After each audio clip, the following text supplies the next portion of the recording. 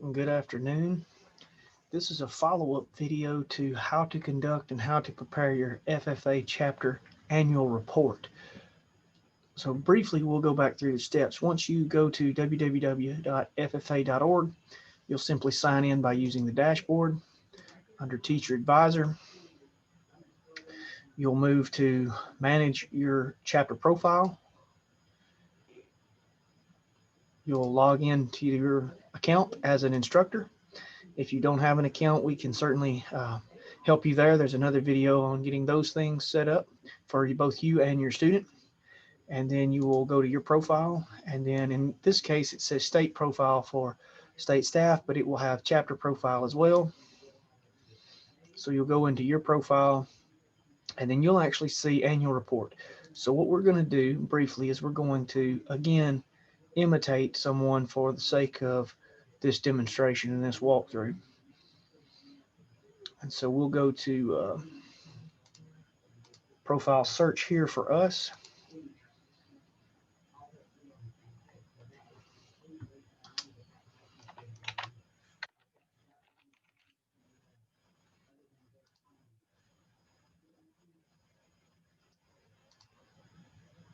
And we're actually going to imitate the Abbeville FFA chapter for just a moment. And we're going to go to the annual report data. And you'll notice this one is locked because he has completed his annual data. But this video is not so much about how to put the data in as to why the data is important. So what you'll see is these tabs here at the top. And in a normal circumstance, you will see a save and submit button here. It's very important that you make sure you save after each tab. That way the information is safe. Now the data will pull from your FFA roster. So let's start right there. First of all, you want to be able to put your FFA members in as well as your Ag Ed only students. This is very important. On how to do that, we have an additional video on this channel that demonstrates how to put your FFA members as well as your students, Ag education students, in the AET platform that'll collect all the demographic, grade, all of that student data, and then dump it into the FFA.org platform. And of course, we have a video that shows you how to do that. Once all of that data is collected, then this report will automatically generate that data. Again, it's very, very important that that data be as accurate and complete as possible. We want to see your unduplicated student enrollment, all of your Ag education students, so that we may share this data and reporting with appropriate stakeholders as we move through this. And so what you'll see on this first tab is the AFNR pathways. This is very important. These will change to reflect the new course of study and the new pathways and courses in that course of study. Now it's very important that as you walk your students through their profile, they know what courses they're taking for that particular year. And this will need to be updated on a yearly basis. As you're putting that information in, it should pull automatically. If it does not, it will allow you to update that information based off of your PowerSchool or your iNow reports for your current enrollment. Now, this enrollment will be based on the current year, the current student data. So keep in mind, this is an important point here to make, is that our data covers 2 school years. Our data collection covers from the previous school year's state convention all the way through to the report date, the due date of this report. And so you'll have that information as you go through this. So this particular piece is your student enrollment data and what courses are your students enrolled in. So in the agricultural education cluster, we have the following courses. You may actually in the future see a shift more to pathway rather than course, but for now it's listed as a course. And of course, this will be updated as we go through and have the new course of study. So you'll make sure that data is correct. The more accurate this data is, the more accurate our report will be, And the more accurate data we can see is what our students, all students, are taking throughout the state. We can then verify this on the state side with data from the collection of student enrollment through the student profile application on the Department of Education side.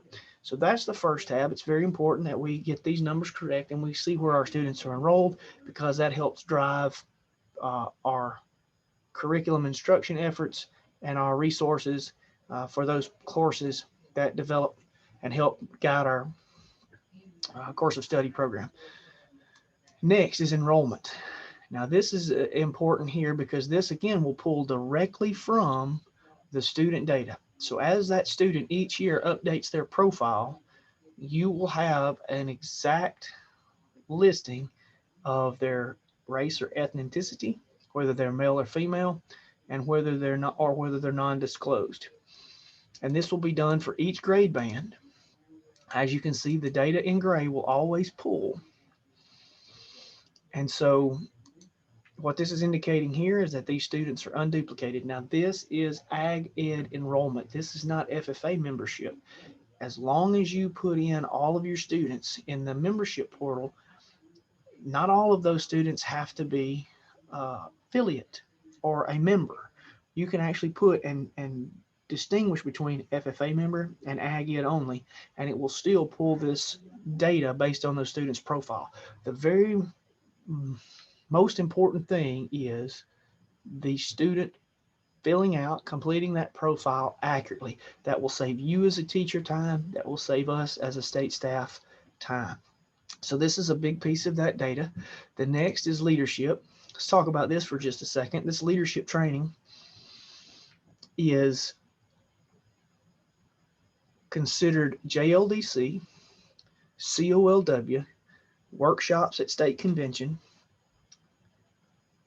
and those are at the state level. So if you have students participating in those state-sponsored leadership activities, AWAC, Green Hand Conference, COLW, JLDC, state convention workshops, those students go there.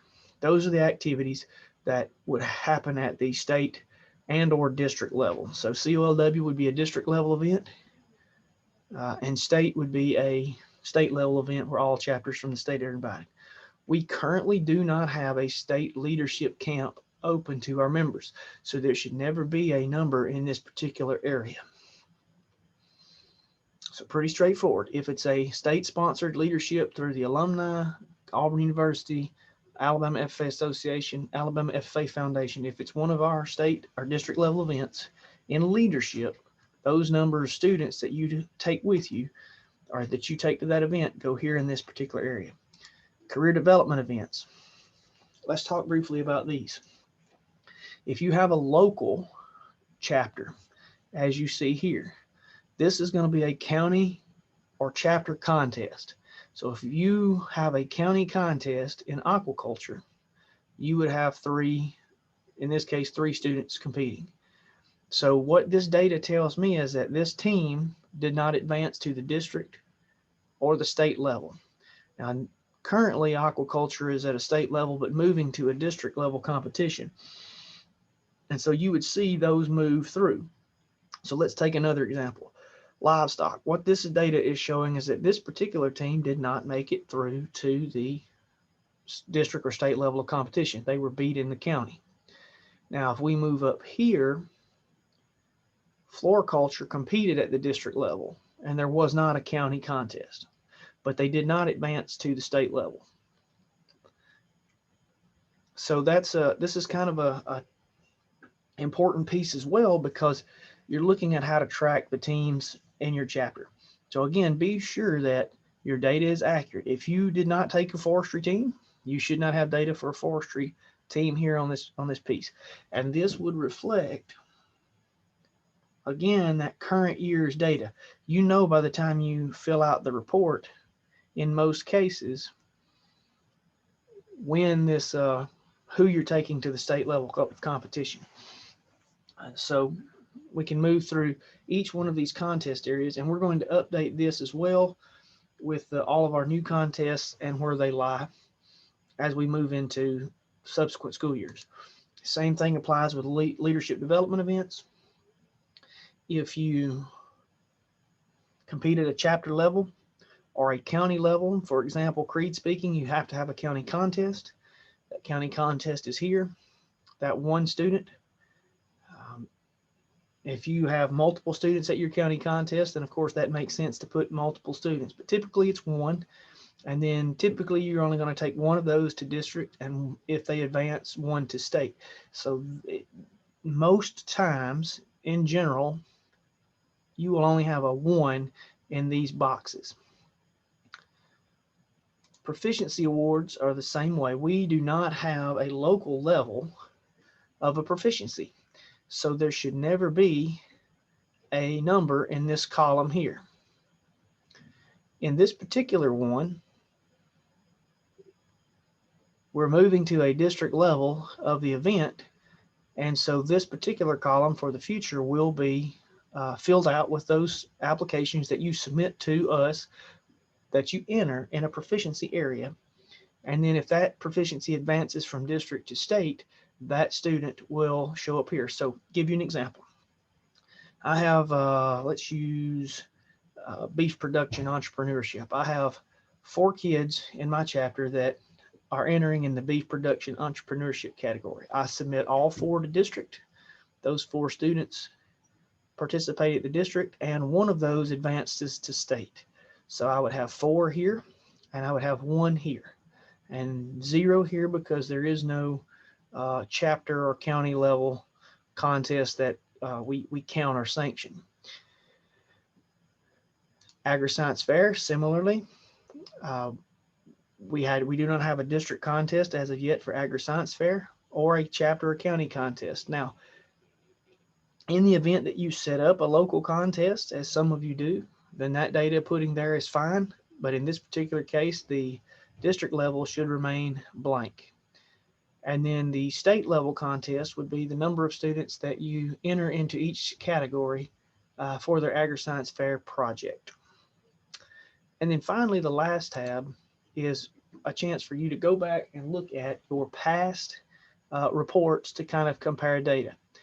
And so again, this has been a real short, quick how-to video, but the bottom line is the data that we can report is only as good as the data that you put in. So in recap, we encourage you to use the AET system to let students complete their profile accurately. You can make that a grade as part of your grade book. The AET system will show you when 100% of that profile is complete. Have those students update that annually. You can take that data, pull it over into the FFA side of the platform.